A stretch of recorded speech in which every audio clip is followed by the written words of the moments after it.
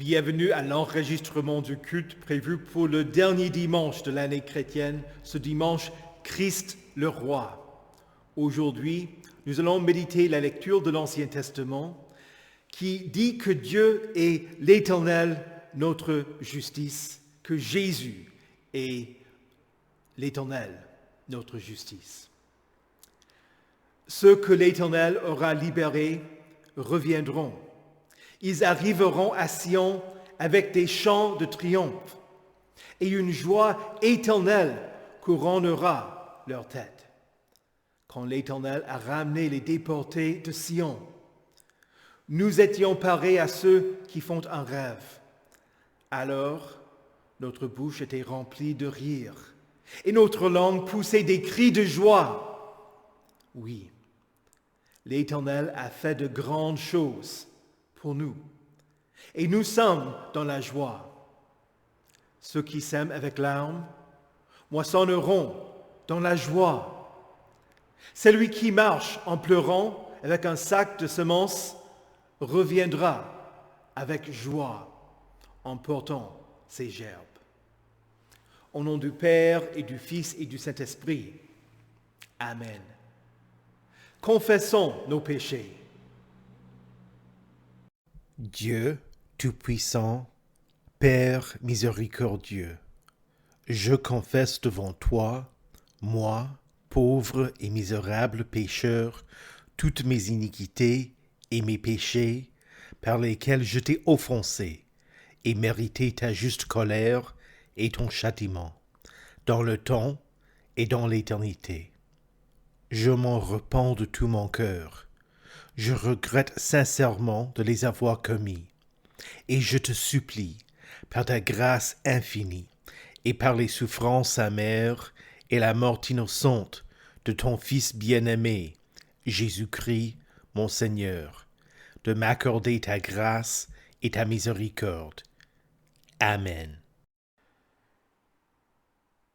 Jésus-Christ, notre Roi, a été couronné d'épines pour expier nos péchés.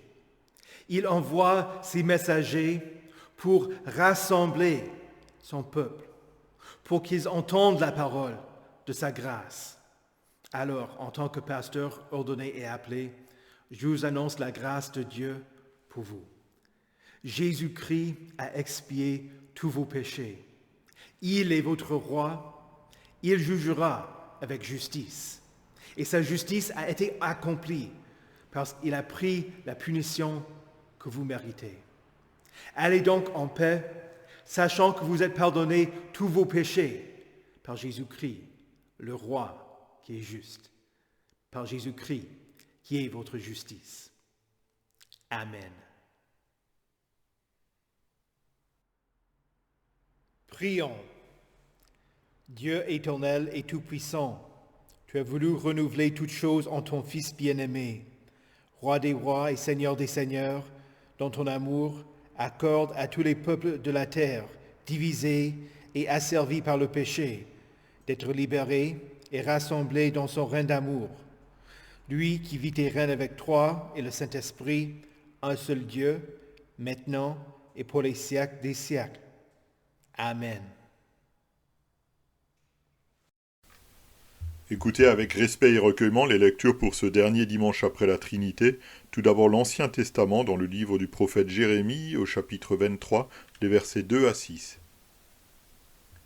C'est pourquoi voici ce que dit l'Éternel, le Dieu d'Israël, sur les bergers chargés de prendre soin de mon peuple. Puisque vous avez dispersé mes brebis, que vous les avez chassées et n'êtes pas intervenus en leur faveur, je vais intervenir contre vous à cause de la méchanceté de vos agissements, déclare l'Éternel. Je rassemblerai moi-même le reste de mes brebis de tous les pays où je les ai chassées. Je les ramènerai dans leur domaine. Elles se reproduiront et deviendront nombreuses. Je placerai à leur tête des bergers qui prendront soin d'elles. Elles ne connaîtront plus la peur, elles ne seront plus effrayées, et plus aucune d'elles ne sera manquante, déclare l'Éternel. Voici que les jours viennent, déclare l'Éternel, où je donnerai à David un germe juste. Il régnera avec compétence, il exercera le droit et la justice dans le pays. À son époque, Juda sera sauvé et Israël habitera en sécurité. Voici le nom dont on l'appellera, l'Éternel notre justice. Ici prend fin la lecture de l'Ancien Testament. Écoutez également l'Épître dans Colossiens au chapitre 1, les versets 12 à 20. Exprimez votre reconnaissance au Père qui nous a rendus capables de prendre part à l'héritage des saints dans la lumière. Il nous a délivrés de la puissance des ténèbres et nous a transportés dans le royaume de son Fils bien-aimé, en qui nous sommes rachetés, pardonnés de nos péchés. Le Fils est l'image du Dieu invisible, le premier-né de toute la création. En effet, c'est en lui que tout a été créé dans le ciel et sur la terre, le visible et l'invisible, trône, souveraineté, domination, autorité. Tout a été créé par lui et pour lui. Il existe avant toute chose et tout subsiste en lui. Il est la tête du corps qu'est l'Église. Il est le commencement, le premier-né d'entre les morts, afin d'être en tout le premier. En effet, Dieu a voulu que toute sa plénitude habite en lui. Il a voulu par Christ tout réconcilier avec lui-même, aussi bien ceux qui est sur la terre que ceux qui est dans le ciel, en faisant la paix à travers lui, par son sang versé sur la croix. Ici prend fin la lecture de l'Épître. Écoutez enfin l'Évangile dans Luc au chapitre 23, les versets 35 à 43. Le peuple se tenait là et regardait. Les magistrats eux-mêmes se moquaient de Jésus avec eux en disant « Il en a sauvé d'autres, qu'il se sauve lui-même s'il est le Messie choisi par Dieu. » Les soldats aussi se moquaient de lui. Ils s'approchaient pour lui présenter du vinaigre en disant « Si tu es le roi des Juifs, sauve-toi toi-même. » Il y avait au-dessus de lui cette inscription écrite en grec, en latin et en hébreu « Celui-ci est le roi des Juifs. » L'un des malfaiteurs crucifiés avec lui l'insultait en disant « Si tu es le Messie, sauve-toi toi-même, et nous avec toi. » Mais l'autre le reprenait et disait « N'as-tu aucune crainte de Dieu, toi qui subis la même condamnation ? Pour nous, ce n'est que justice, puisque nous recevons ceux qu'ont mérité nos actes, mais celui-ci n'a rien fait de mal. » Et il dit à Jésus « Seigneur, souviens-toi de moi quand tu viendras régner. » Jésus lui répondit « Je te le dis en vérité, aujourd'hui tu seras avec moi dans le paradis. » Ici prend fin la lecture de l'Évangile. Heureux ceux qui écoutent la parole de Dieu et qui la gardent. Confessons notre foi. Je crois en Dieu, le Père Tout-Puissant, Créateur du ciel et de la terre. Je crois en Jésus-Christ, son Fils unique, notre Seigneur, qui a été conçu du Saint-Esprit et qui est né de la Vierge Marie. Il a souffert sous Ponce Pilate, il a été crucifié, il est mort, il a été enseveli, il est descendu aux enfers. Le troisième jour, il est ressuscité des morts, il est monté au ciel, il siège à la droite de Dieu, le Père Tout-Puissant, et il viendra de là pour juger les vivants et les morts. Je crois au Saint-Esprit, la Sainte Église universelle, la communion des saints, la rémission des péchés, la résurrection de la chair et la vie éternelle. Amen.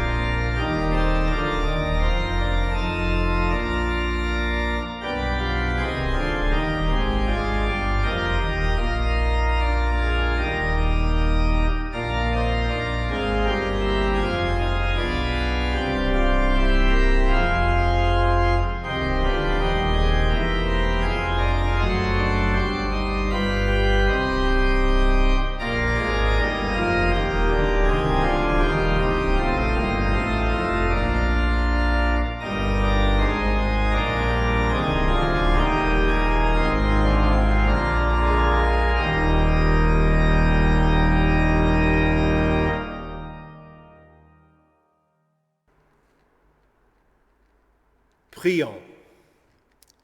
Ô Éternel, tu es un grand Dieu, un grand roi au-dessus de tous les dieux. Tu tiens dans ta main les profondeurs de la terre et les sommets des montagnes sont à toi. Nous sommes le peuple dont tu es le berger, le troupeau que ta main conduit. Aujourd'hui, que nous entendions ta voix et n'endurcissons pas nos cœurs, afin que nous entrions dans ton repos. Amen. Saint de Dieu, précieuse et bien-aimée, que la grâce et la paix vous soient données de la part de Dieu notre Père et de notre Seigneur, le Roi Jésus-Christ. Amen. Nous sommes aujourd'hui le dernier dimanche de l'année chrétienne, ayant pour thème Christ le Roi. Nous allons méditer la lecture du prophète Jérémie au chapitre 23 et en particulier les versets 5 et 6. Voici que les jours viennent, déclare l'Éternel, où je donnerai à David un germe juste. Il régnera avec compétence, il exercera le droit et la justice dans le pays. À son époque, Juda sera sauvé et Israël habitera en sécurité. Voici le nom dont on l'appellera, l'Éternel, notre justice. Comme point de départ, il faut expliquer comment la monarchie fut établie. Le peuple aurait dû considérer l'Éternel comme étant leur roi. Roi qui le conduisait et le protégeait. Quand le prophète Samuel fut un vieillard, ses fils devinrent les juges du peuple. Ils ne marchaient pas dans les traces de leur père. Ils étaient corrompus, acceptant des dons pour des jugements favorables. C'est ainsi que les anciens d'Israël dirent à Samuel, « Établis pour nous un roi, pour nous juger, comme on en trouve dans toutes les nations. » En réclamant un roi, le peuple rejetait Dieu. L'Éternel dit à Samuel, « Écoute le peuple dans tout ce qu'il te dira, car ce n'est pas toi qu'il rejette, c'est moi, afin que je ne règne plus sur eux. » Samuel avertit le peuple des conséquences en expliquant que les rois allaient vivre à leurs dépens. Mais il répliqua qu'il voulait un roi comme juge, qui allait marcher à leur tête et qui allait conduire leur guerre. C'est ainsi que Saül fut choisi en premier comme roi en Israël. De la même manière que les fils de Samuel avaient été corrompus, Saül n'obéit pas non plus à la parole de Dieu. Quelle sagesse quand nous lisons dans le psaume 146. Ne placez pas votre confiance dans les grands, dans les hommes qui sont incapables de sauver. Cette parole nous parle. Quand vous considérez l'histoire, les rois, les militaires, les chefs d'État et les présidents, certains ont été meilleurs que d'autres, mais chacun eut ses défauts. Ils sont tous touchés par le péché et ils vont tous décevoir dans le monde. Le mieux qu'on puisse espérer, c'est le moins mauvais. D'avoir un chef qui soit compétent, fidèle et juste, qui désire le meilleur pour servir les citoyens et qui essaie de suivre l'Éternel. C'est pourquoi Dieu chercha un homme selon son cœur pour remplacer Saül. Et il destina David pour être le chef de son peuple. L'Éternel envoya Samuel oindre David, un berger, un jeune, pour remplacer Saul. Après le règne de David, tous les rois d'Israël et de Juda étaient appelés à agir en tant que représentants de l'Éternel, à être les bergers du peuple. Mais même David, celui qui était le meilleur exemple à suivre, n'a pas toujours été fidèle. En dépit de son péché, Dieu demeura fidèle et lui promit que le Messie allait venir de sa lignée. J'affirmerai pour toujours le trône de son royaume. Je serai pour lui un père et il sera pour moi un fils. Ta maison et ton règne seront assurés pour toujours après toi. Ton trône sera affermi pour toujours. Voilà la promesse faite à David, disant que le Christ allait établir un royaume éternel. Jésus est roi et son règne n'aura pas de fin. La promesse que le fils de David allait siéger toujours sur son trône rendait le peuple arrogant. Plusieurs des rois furent infidèles et n'agirent pas comme des bergers chargés de prendre soin du peuple. Jérémie prêcha alors que Dieu allait déposer le roi et permettre la destruction de Jérusalem et du temple. Et le roi et le peuple allaient être abaissés en étant vaincus par les Babyloniens. L'avant-dernier roi, Joachim, se soumit à Nebuchadnezzar, le roi de Babylone, et lui et sa famille devinrent ses serviteurs.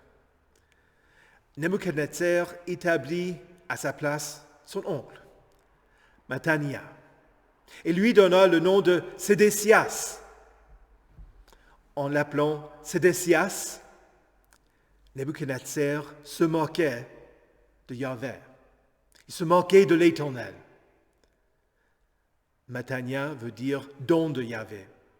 Et son nouveau nom, Sédécias, veut dire la justice de Yahvé. Mais cet homme n'était ni un don de l'Éternel, ni sa justice.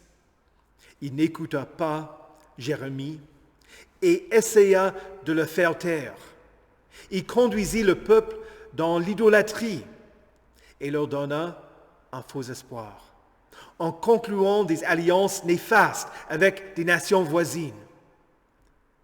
Il fut le dernier roi de Juda, le dernier à siéger sur le trône de David à Jérusalem. Mais Jérémie prêcha au peuple une parole d'espoir qui devait le soutenir pendant leur temps d'exil. Voici l'Évangile. Dieu reprenait sa place en tant que leur roi. Il n'abandonnait pas son peuple. Je rassemblerai moi-même le reste de mes brebis de tous les pays où je les ai chassés. Oui, vous avez bien entendu, Dieu chassa son peuple. Il avertit, il exhorte, il punit, mais il fait tout cela pour réaliser leur salut. Ésaïe chapitre 28, verset 22 parle de l'œuvre étrange de Dieu. L'œuvre normale de Dieu, c'est de sauver les brebis perdues. Mais Luther souligne l'œuvre étrange de Dieu en disant qu'il nous humilie profondément et nous fait désespérer pour nous élever dans sa miséricorde et nous donner l'espérance, comme dit Habakkuk chapitre 3, le verset 2. Dans ta colère, souviens-toi de ta compassion. L'œuvre étrange de Dieu, c'est son jugement. Son désir n'est pas de condamner, mais de rassembler toutes ses brebis auprès de lui éternellement. Combien de gens pensent que Dieu est un juge sévère et méchant? La réalité est tout autre. Il agit par amour. De la même manière que le chirurgien coupe pour guérir, ou le médecin administre une chimio pour tuer le cancer, Dieu corrige dans le but de sauver. Le texte continue ainsi avec Dieu disant « Je les ramènerai dans leur domaine. Elles se reproduiront et deviendront nombreuses. Je placerai à leur tête des bergers qui prendront soin d'elles. Elles ne connaîtront plus la peur. Elles ne seront plus effrayées et plus aucune d'elles ne sera manquante, déclare l'Éternel. » Dans le contexte, la promesse était que Dieu allait permettre à son peuple de rentrer en terre promise. Mais la promesse est bien plus grande. Elle dirige notre attention vers la promesse du royaume éternel de Dieu, du jour où le péché, la mort et le diable seront impuissants face au Messie. Il n'y aura plus rien à craindre. L'un des bénéfices de la vie à la campagne, c'est que nous pouvons mieux comprendre les illustrations bibliques en ce qui concerne les brebis. Quand je promène mon chien et que des brebis nous voient, elles s'arrêtent. Elles ne broutent plus. Elles nous surveillent, inquiètes que nous puissions leur faire du mal. Et elles s'éloignent de nous.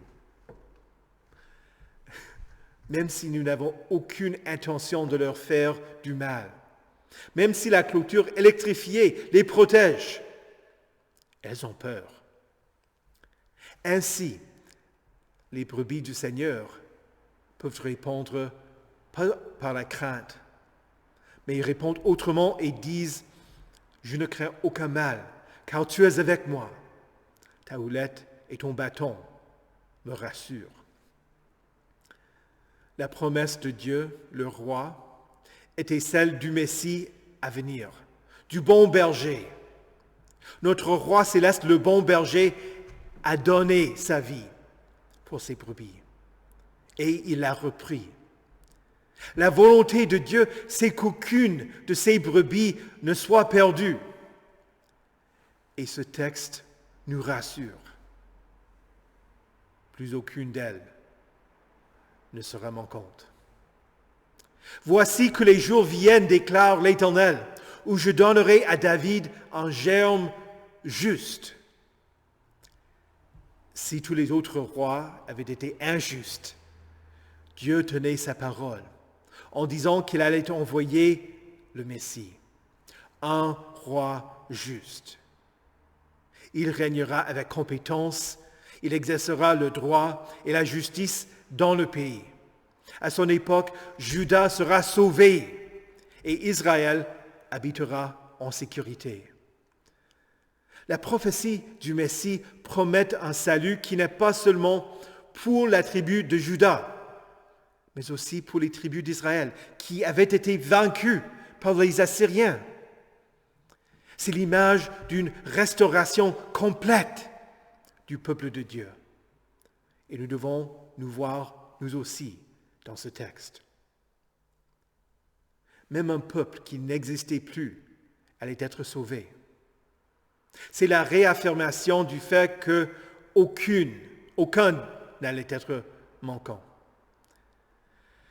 Et finalement, l'Éternel dit à travers Jérémie, « Voici le nom dont on l'appellera, l'Éternel notre justice. » Souvenez-vous que le dernier roi avait été appelé Mattania, qui veut dire don de Dieu, don de Yahvé, et reçut le nouveau nom Sédécias, qui veut dire la justice de Yahvé. L'Éternel dit, le roi promis, le Messie, ne sera pas seulement appelé la justice de Yahvé, Il est la justice de Yahvé. Il est la source de la justice. Il est juste et c'est lui qui justifie. Voilà la signification du germe juste. Jésus s'occupe de vous, son troupeau. Il vous fait reposer dans les verts pâturages de sa parole. Il vous dirige près des eaux paisibles du Saint-Baptême. Il restaure vos âmes en écoutant votre confession des péchés et en vous absolvant. Il vous conduit dans les sentiers de la justice à cause de son nom, en vous guidant. Il dresse devant vous une table en face de vos adversaires, ennemis qu'il a vaincus, en vous nourrissant de son propre corps et sang. Nourriture vivifiante du Dieu vivant. Voici le nom dont on l'appellera, l'Éternel, notre justice. Nous n'avons pas de justice en nous, rien qui attire Dieu vers nous, ni qui le lie à nous. Il ne nous doit rien. Nous sommes tous mendiants. Mais l'Éternel est notre justice. Comme l'écrit l'apôtre Paul, c'est lui qui n'a pas commis le péché, il l'a fait devenir péché pour nous, afin qu'en lui, nous devenions justice de Dieu. Et donc, quand nous réussissons, Christ est notre justice. Quand nous échouons, Christ est notre justice. Quand nous tombons, Christ est notre justice. Quand nous commettons des péchés, Christ est notre justice. Quand nous sommes en exil et qu'il semble que Dieu nous a abandonnés, Jésus est notre justice. À la fin de notre vie, quand nous apparaîtrons devant le trône de Dieu, notre espérance ne viendra pas de nous. Jésus-Christ est notre seule justice. Voici le nom dont on l'appellera, l'Éternel, notre justice. Jésus est Yahvé Tzadikenu, il est l'Éternel, notre justice. Au nom de Jésus, Amen. Que la paix de Dieu, qui surpasse toute intelligence, garde vos cœurs et vos esprits en Jésus-Christ pour la vie éternelle. Amen. Prions pour toute l'Église de Dieu en Jésus-Christ, pour tous ceux qui ont été rachetés et sanctifiés par l'œuvre de Dieu. Prions aussi pour ceux qui ne connaissent pas le Seigneur et ne mettent pas leur confiance en lui. Tu es notre roi, Seigneur Jésus, que ta grâce triomphe de nos péchés, que ton amour soit plus fort que la haine des hommes et la tiédeur de tes enfants. Tu es notre roi, Seigneur Jésus, que ta vérité triomphe de nos mensonges, que ta lumière chasse nos ténèbres. Tu es notre roi, Seigneur Jésus, que ton humilité triomphe de notre orgueil, que la douceur de ton cœur adoucisse notre dureté. Tu es notre roi, Seigneur Jésus, que ta joie chasse notre tristesse et que ta résurrection triomphe de notre mort. Seigneur, nous te prions pour ton Église. Ne l'oublie pas, mais fais-lui grâce. Pardonne-lui ses fautes et rends-la plus fidèle. Qu'elle soit dans ce monde obscur le reflet de ta lumière et qu'elle montre à beaucoup d'hommes le chemin du vrai bonheur, de la piété et de l'amour, de la délivrance et de la vie éternelle. Bénis tous ses pasteurs et ses serviteurs, qu'ils ne se lassent pas de proclamer parmi nous et dans le monde entier l'évangile de ton salut, qu'ils le fassent avec ferveur et fidélité. Ta puissance, Seigneur, et celle de ton amour et ton éternité celle de ta miséricorde. Aussi, nous te présentons toutes les intentions particulières qui restent au fond de notre cœur. Jésus, seul Sauveur des hommes, divin Roi, que vienne bientôt le jour de ta victoire, où la mort sera détruite pour toujours, et où, comme le dit l'Écriture, tu remettras la royauté à Dieu le Père, afin qu'il soit tout en tous, pour les siècles des siècles. Amen. Seigneur Jésus, conduis-nous à ton royaume et enseigne-nous à prier. Notre Père, qui es aux cieux, que ton nom soit sanctifié, que ton règne vienne, que ta volonté soit faite sur la terre comme au ciel. Donne-nous aujourd'hui notre pain de ce jour. Pardonne-nous nos offenses, comme nous pardonnons aussi à ceux qui nous ont offensés. Et ne nous laisse pas entrer en tentation, mais délivre-nous du mal. Car c'est à toi qu'appartiennent le règne, la puissance et la gloire, au siècle des siècles. Amen. Recevez avec joie la bénédiction de l'Éternel. Que le Seigneur vous bénisse et vous garde. Que le Seigneur fasse luire sa face sur vous et qu'il vous accorde sa grâce. Que le Seigneur tourne son visage vers vous et qu'il vous donne sa paix. Amen.